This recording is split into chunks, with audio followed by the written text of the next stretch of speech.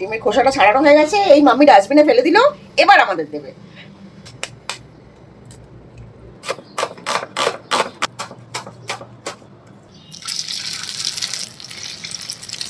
আরে বাবা, আম গাছটায় যেটা তোমাদের বোল দেখিয়েছিলাম না, ওটার মধ্যে ছোট ছোট আমও ধরে গেছে।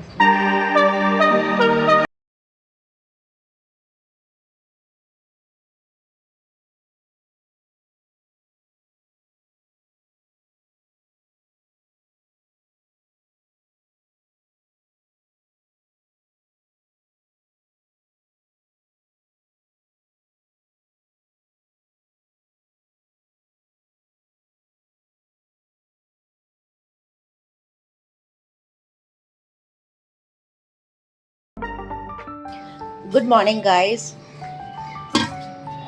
সকালবেলা উঠে কাজকর্ম শুরু করে দিয়েছি। মিঠামিঠির জন্য ডিম সেদ্ধ বসাচ্ছি।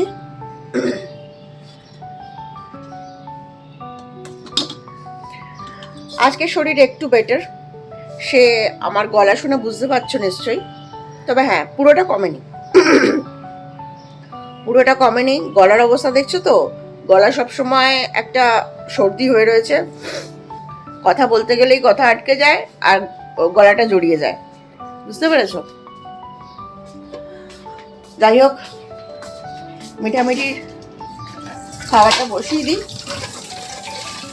সকালবেলা উঠে ওটাই আগে ইম্পর্টেন্ট, বুঝতে পেরেছো? তো হাঁ করে দুজনে আমার মুখের দিকে তাকিয়ে থাকবে।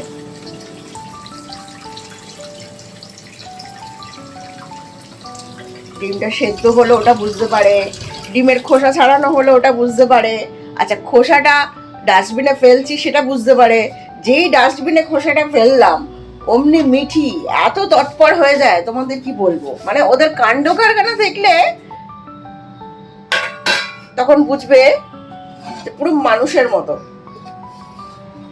সব বুঝতে পারে।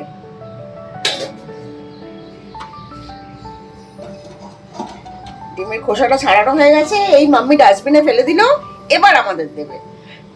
এটা হচ্ছে মূল কথা। ঠিক আছে, চলো কাজকর্ম সেরে নি, চাটা বসিয়ে নি, চাটা নিয়ে তখন কথা হবে, ঠিক আছে? এই দেখো, এটা আমার মেয়ে স্কুলের জন্য তৈরি করেছে। মাটির টব, ওটাকে ভালো করে ধুয়ে ঘষে তারপরে এর উপর কালার করেছে। একটা কালার ভুল দিয়ে দিয়েছে বলে, মানে একটা ডার্ক কালার দেয়নি বলে ও এটাকে অন্যরকমভাবে করেছে, লাইট কালারের মধ্যেই অন্যভাবে করেছে।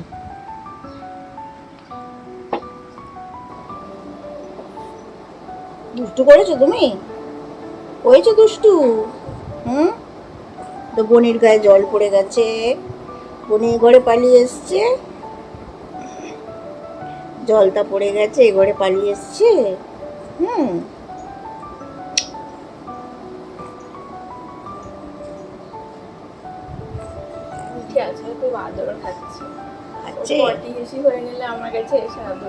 তাই তাই তুমি আবার আদর খাচ্ছ? তুমি তো পালিয়ে যাও কেন মা? কি হয়েছে আদর খাচ্ছ তুমি? ও গায়ে জল পড়ে গেছে, মেয়ে এ ঘরে চলে এসছে, আবার নালিশ করতে এসছে।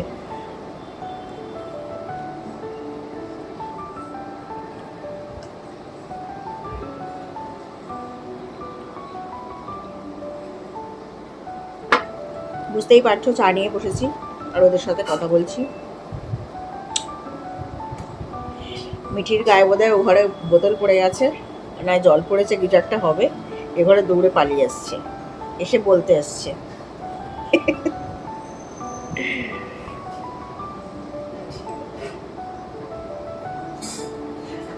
চলো চাটা খেয়ে নিয়ে আমার পরে কথা বলছি, ঠিক আছে? কি দেখছো তুমি? কি দেখছো বাবা? কি দেখছো? নাও, এবার আমি রোজকার মতো চলে এসেছি রান্নাঘরে। আর আজকেও আমি ডিম দিয়ে বানাতে চলেছি একটা সিম্পল জলখাবার, মানে ব্রেকফাস্টের একটা আইটেম।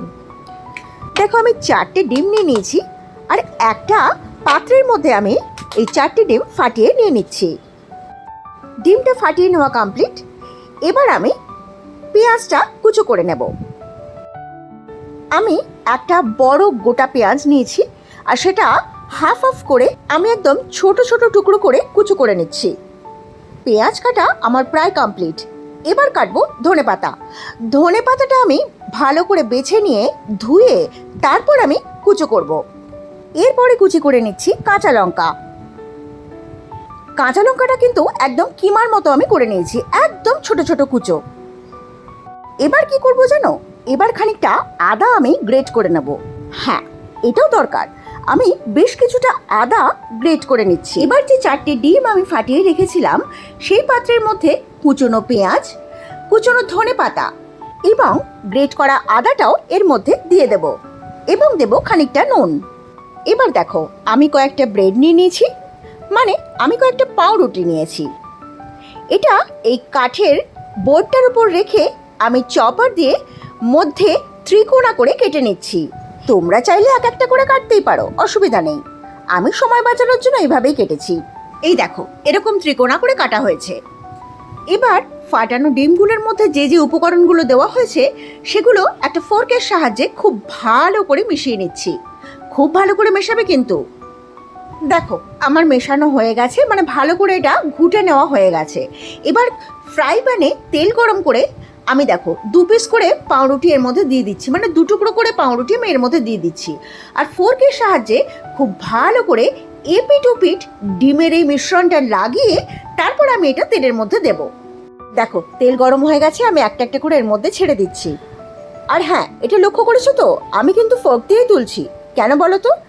এক্সট্রা যা ঝরে ওই পাত্রের মধ্যেই ডিমটা পড়ে যাবে। দেখো, আমি 4 পিস করে এখানে ভাজছি, আর এক পিঠ লাল লাল করে ভাজা হলে সেটা উল্টে দিয়ে আবার অন্য পিঠটাও লাল লাল করে ভেজে নেব।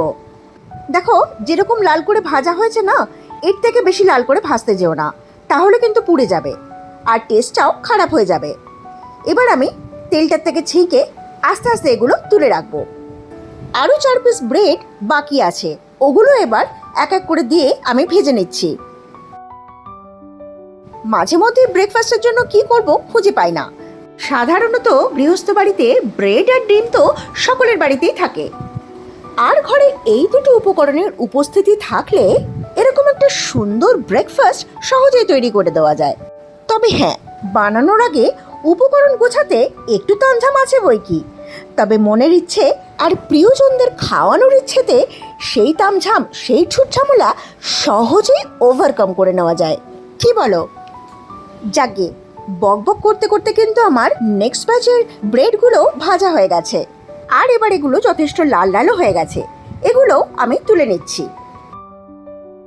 এই দেখো, এই তৈরি হয়ে গেছে আমার ডিম টোস্ট, সাহেবি ভাষায় যেটাকে বলে ফ্রেঞ্চ টোস্ট। কেমন হয়েছে বলো তো? এবার শুধু চিলি আর টমেটো সস নিয়ে বসে পড়লেই হয়।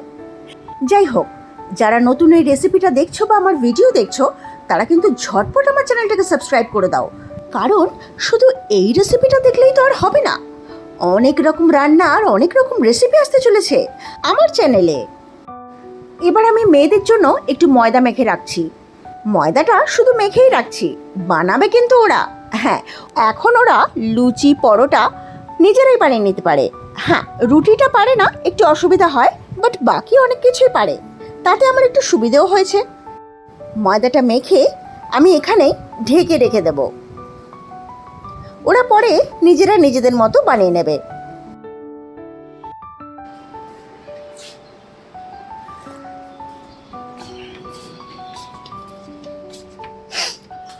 সব কাজ আমার কমপ্লিট, বুঝলে? রান্নাঘরের এটা ওটা সেটা সব কমপ্লিট।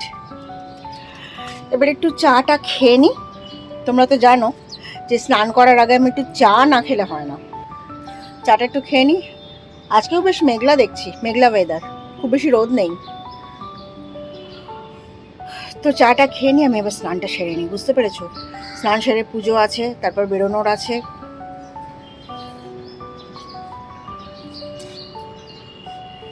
আরে বাবা, আম গাছটায় যেটা তোমাদের বোল দেখিয়েছিলাম না, ওটার মধ্যে ছোট ছোট আমও ধরে গেছে। তাহলে তোমাদের দেখাবার চেষ্টা করি একবার।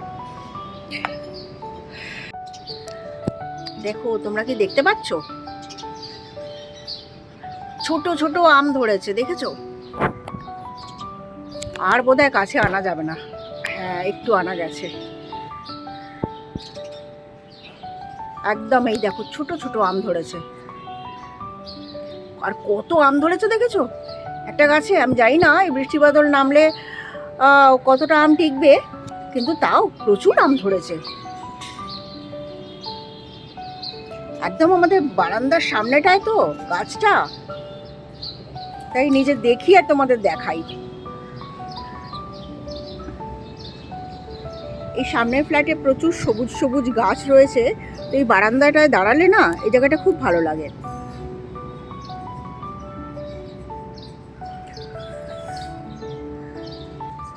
দেখো আকাশ মোটামুটি মেঘলাই।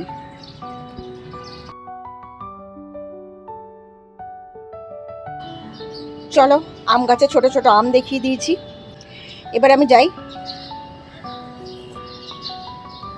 চাটা শেষ করে স্নানে চলে যাই, বুঝতে পেরেছো? আর দেরি করলে চলবে না। চলো পরে আবার কথা হবে, ঠিক আছে? বুঝতে পারছো নিশ্চয়ই যে আমি এবার বেরিয়ে পড়েছি। তার আগে তোমাদের সাথে ভিডিওতে কথা বলতে পারিনি, কারণ তখন ভীষণ তাড়াহুড়ো লেগে গেছিল, বুঝতে পেরেছো? চলে এসেছি রাজার দোকানে, খাচ্ছি লেমন টি। এই লেমন টি কিন্তু অ্যাকচুয়ালি আমারও খুব ফেভারিট। বাইরেরটা ঠিক অত ভালো তৈরি করতে পারে না যেটা আমি ঘরে বানাই। না, আমি বলছি না যে আমার থেকে ভালো কেউ পারো না বা পারে না, তবে বাড়িতে যেটা বানাই সেটা একদিন তোমাদের আমি রেসিপি হিসেবে বানিয়ে দেখাবো। তাহলে তোমরা বুঝতে পারবে যে কী এমন কারণ যার জন্য লেমন টিটা বাড়িতে বসে বানিয়ে খেতে এত কেন ভালো লাগে।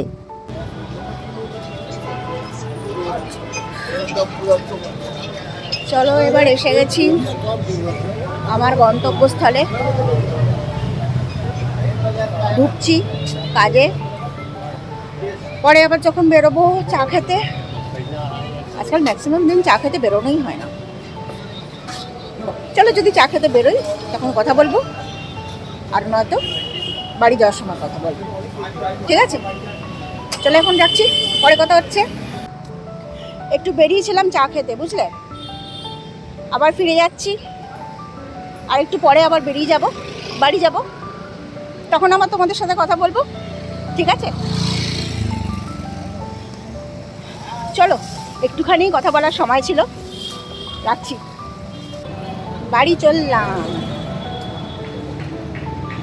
চললাম এবার।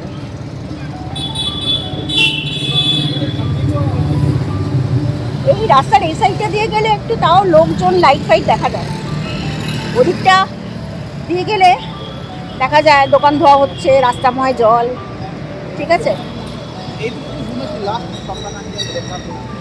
চলো এবার বাইক ধরবো, আর তোমাদের সাথে কালকে কথা হবে, ঠিক আছে? কালকে ব্লগ ভিডিওতে। আর আজকেই এখানে শেষ করছি ভিডিওটা, তাই আজকের মতো টাটা।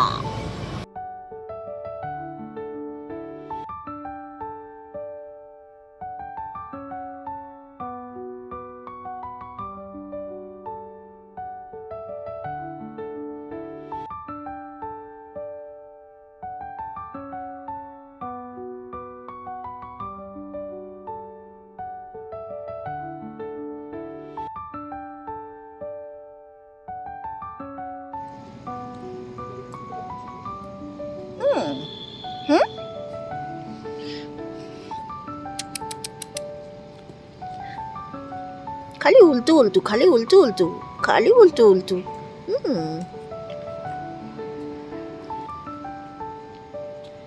চলো এবার ওপরে যাব, ঠিক আছে?